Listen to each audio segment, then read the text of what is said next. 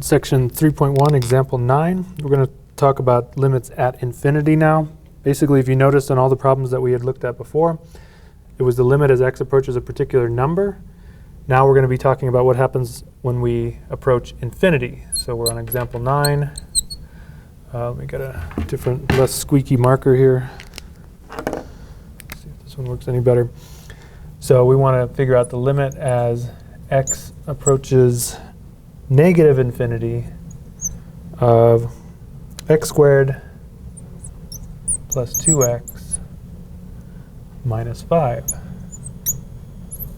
Divide this by 3x squared plus 2. Find one that doesn't squeak so much eventually.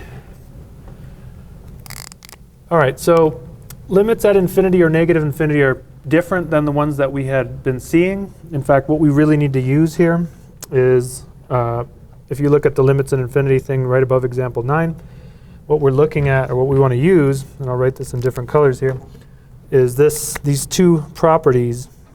Whether we're going to plus or minus infinity, it doesn't matter. The limit as x approaches infinity of 1 over x to the power of n is equal to 0. And the limit as x approaches infinity, negative infinity, sorry, of 1 over x to the power of n is also 0.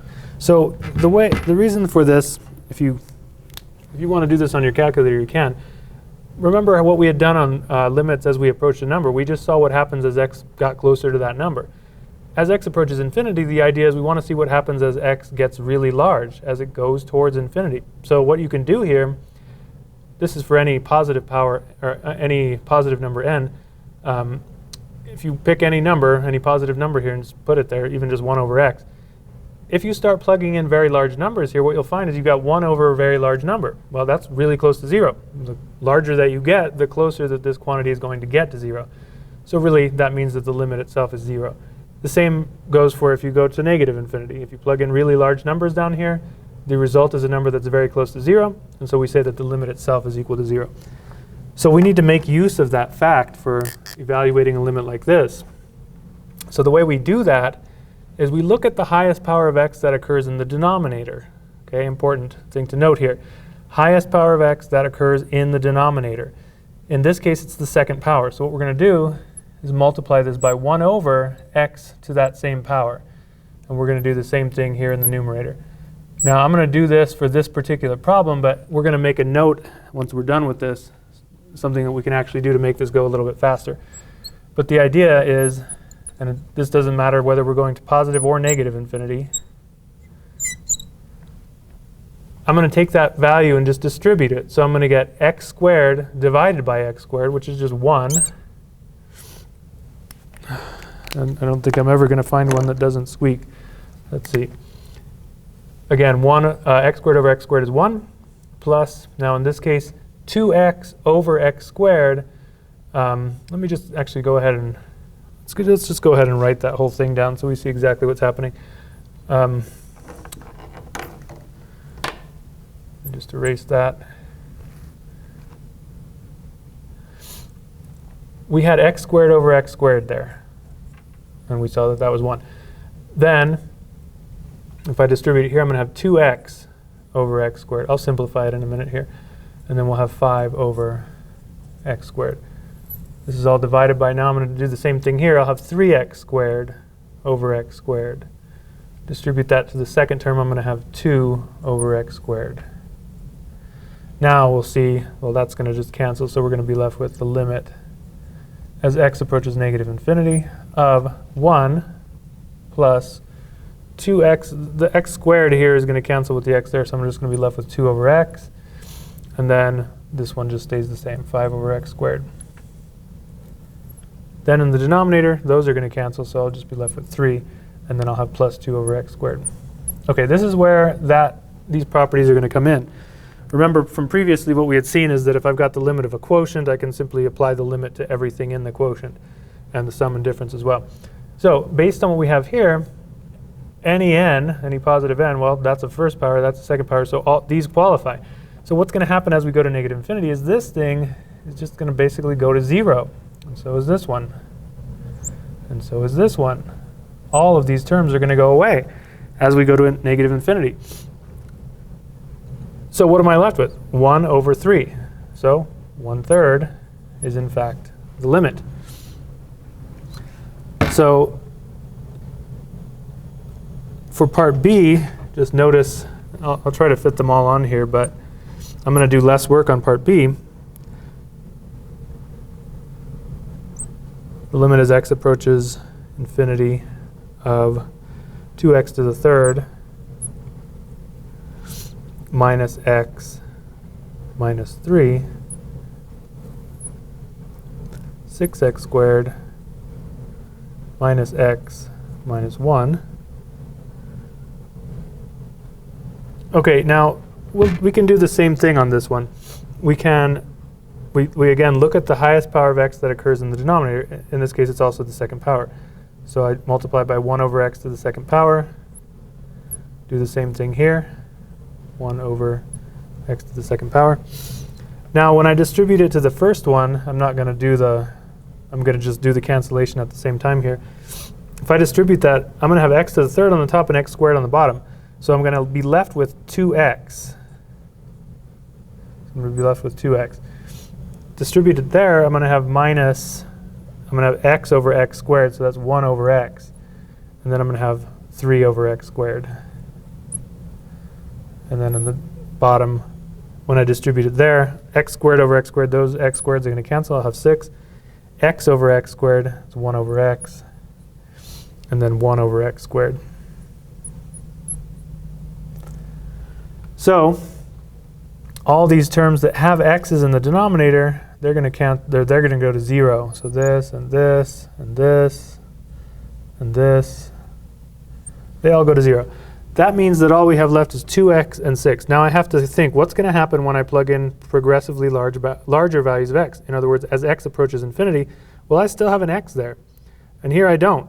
So if I plug in bigger and bigger values, what's going to happen to what's left here? It's just going to keep getting bigger and bigger and bigger.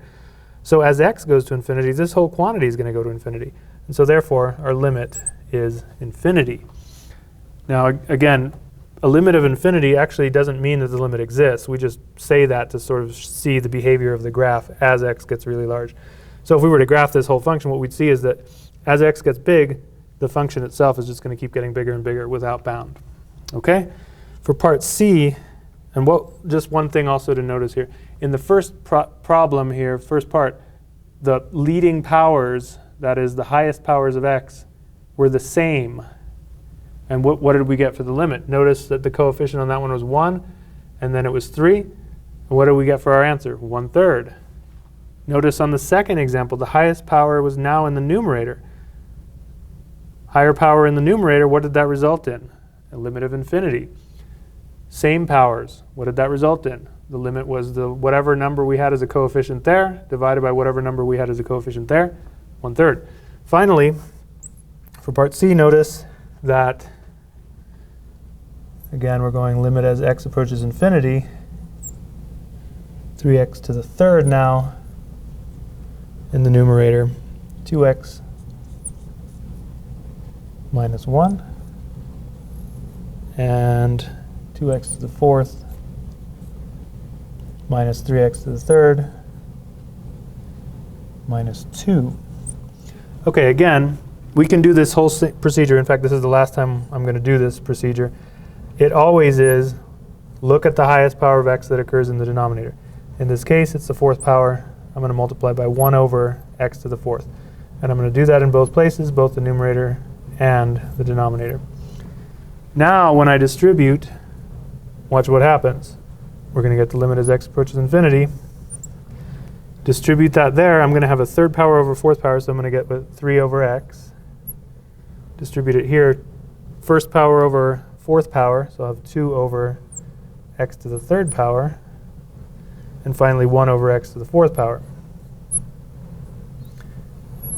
In the denominator, the fourth powers are going to cancel, so I'm just going to have a 2. Then I'll have a third power over fourth power, so that's just first power in the denominator. And then 2 over x to the fourth power.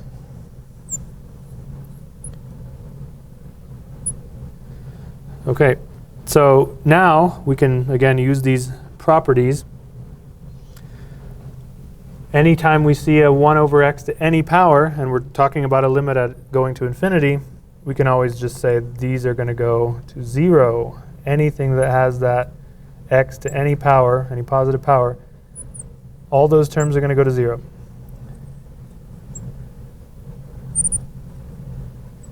Okay, what does that leave us with now? Well, notice in the entire numerator, all I have is zeros. So I just have a 0 in the numerator.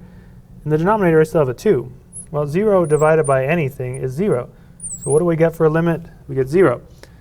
So we can sort of conclude now, and this will work, if when you're trying to take limits at infinity or negative infinity, if you see the same powers in both places, that is the highest power of x, what is the limit going to be?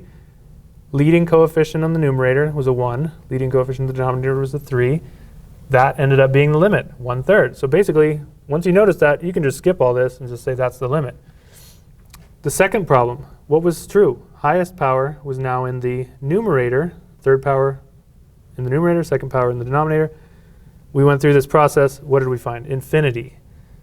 Okay, highest power in the numerator results in an infinity limit. Now, in this case, a negative infinity, if you got a negative infinity there, can change things a little bit. It could possibly end up with a negative infinity limit there. So be aware of that. Finally, highest power in the denominator. What did that result in at the very end here? 0, and that's always going to be the case.